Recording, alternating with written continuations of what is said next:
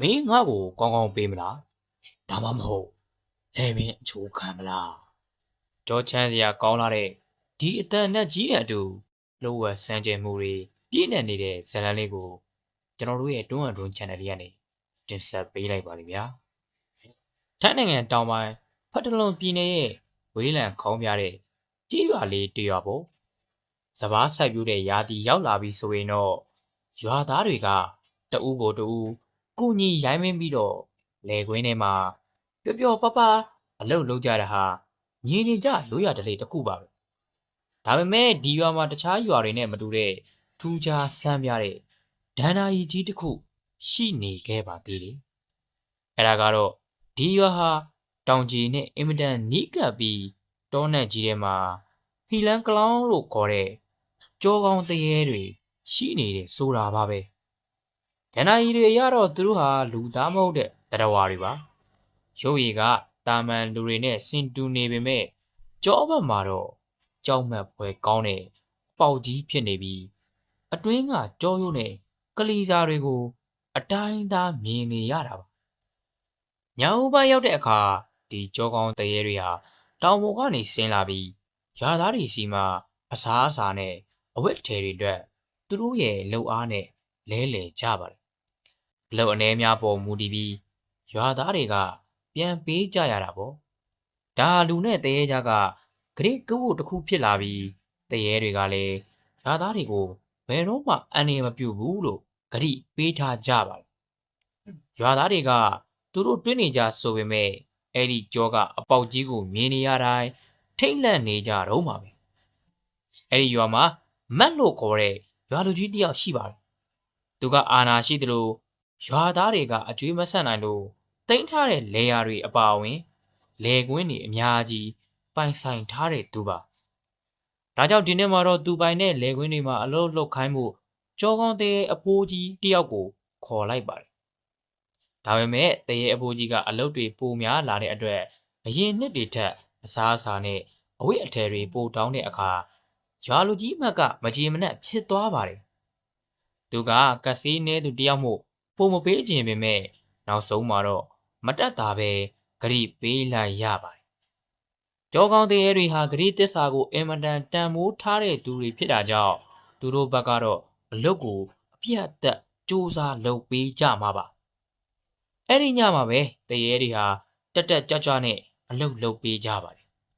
သူတို့နဲ့အတူနေထိုင်ရတာဟာမဆိုးလာပါဘူးဂရိတီမယ်ဆိုရင်သူတို့ဟာအကောင်းဆုံးအလုပ်သမားတွေပါဒါပေမဲ့တချို့တရေတွေကတော့ပေါ့ဆရင်လေကွင်းတွေကိုဖျက်ဆီးတက်လို့တေချာတော့စောင့်ကြည့်နေရပါတယ်အလုပ်တွေပြီးဆုံးသွားတဲ့အခါဂရိပေးထားတဲ့အတိုင်းပစ္စည်းတွေကိုလာယူကြပါတယ်ရွာလူကြီးမက်ကသူတပည့်နှစ်ယောက်ကိုဆက်အိတ်ကြီးတွေကိုတဲခိုင်းလိုက်ပါတယ်ကြောကောင်းတရေတွေဟာတာမန်လူတွေထက်ခွန်အားကြီးတာမို့အဲ့ဒီအိတ်တွေကိုအလွယ်တကူထမ်းသွားနိုင်ကြတာကိုတွေ့ရမှာပါဒါပေမဲ့နောက်တစ်ညမှာတော့ရွာလူကြီးရဲ့လှည့်ဝက်ကြောင့်ဒေါသထွက်နေတဲ့တရေအဖိုးကြီးကရွာလူကြီးအိမ်ရှိအထိလိုက်လာပြီးသူ့ရဲ့ပစ္စည်းတွေကိုပြန်တောင်းပါတော့တယ်မင်းငါ့ကိုကောင်းကောင်းပေးမလားဒါမှမဟုတ်လဲမင်းအချိုးခံမလားလို့တရေကချင်းချောက်တဲ့အခါရွာလူကြီးကကြောက်ကြောက်နဲ့ပစ္စည်းတွေကိုပြစ်ပေးလိုက်ပါတယ်ဒါပေမဲ့ဒါရွာလူကြီးကြိုတင်စီစဉ်ထားတဲ့ရုံမာတဲ့ထောင်ချောက်တစ်ခုပါတရေကပစ္စည်းကိုကောက်ဖို့ကုန်းလိုက်တဲ့အချိန်မှာပဲပုံနေတဲ့တပည့်နှစ်ယောက်ကထွက်လာပြီးငပြေမအရှင်တွေကိုတရေရဲ့ကြောကအပေါက်သေးကိုတွန်ထဲ့လိုက်တရေဖိုးကြီးဟာနာကျင်လွန်းလို့တရွာလုံးကြောင်းအော်ဟစ်ပြီးလူလှိမ့်နေပါတော့တယ်နောက်ဆုံးမှာတော့တရေအဖိုးကြီးဟာတနာစပွဲတေဆုံးသွားခဲ့ပါတယ်ဒါပေမဲ့ဇလန်းကမပြီးသေးပါဘူးအဲ့ဒီနာကျင်တဲ့အော်ဟစ်တန်ကြောင့်တောင်ပေါ်ကကြောကောင်းတရေတွေအားလုံးရွာထဲကိုဆင်းလာကြပါပြီသူတို့ဟာရွာလူကြီးအိမ်ကိုဝိုင်းအောင်ပြီးဒေါသတကြီးနဲ့ဖျက်ဆီးကြပါတော့တယ်ရွာလူကြီးနဲ့တပည့်တွေဟာအိမ်ပြိုမကျခင်ဘရင်ပေါက်ကနေခုန်ချပြီးထွက်ပြေးကြရပါတယ်တရေတွေကလည်းသူတို့နောက်ကိုလိုက်ဖမ်းသလိုရွာထဲကလေကွင်းတွေနဲ့အိမ်တွေကိုပါဖျက်ဆီးပစ်ကြပါတော့တယ်ကြောကောင်းတရေတွေကမင်းငါညီငါအကိုကိုတက်တယ်မင်းပြန်ပေးဆက်ရမယ်လို့သူတို့က ဒေါသတကြီးကြွေးကြော်နေကြတာပါအဲ့ဒီအချိန်မှာပဲဘုန်းကြီးတစ်ပါးကြွလာပြီးရံပွဲကိုတားဆီးပေးပါတယ်မင်းတို့ဘာလို့ချင်းတို့လဲငါရွာသားတွေကိုရှာပေးခိုင်းမယ်လို့မိတ်မိမဲ့တရေက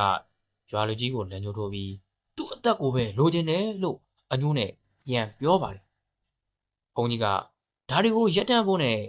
ဝေရုတန်တရားမရှိဖို့တရားဟောလိုက်ပါတယ်တရေတွေက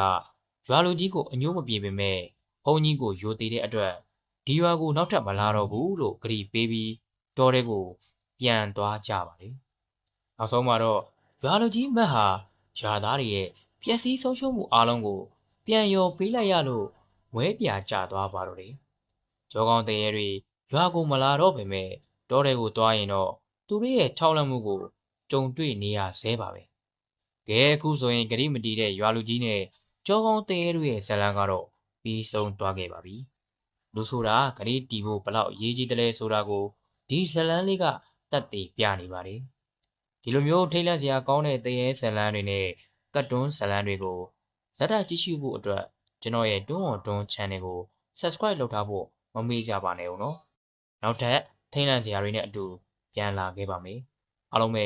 မင်္ဂလာရှိသောညချမ်းလေးဖြစ်ကြပါစေခင်ဗျာ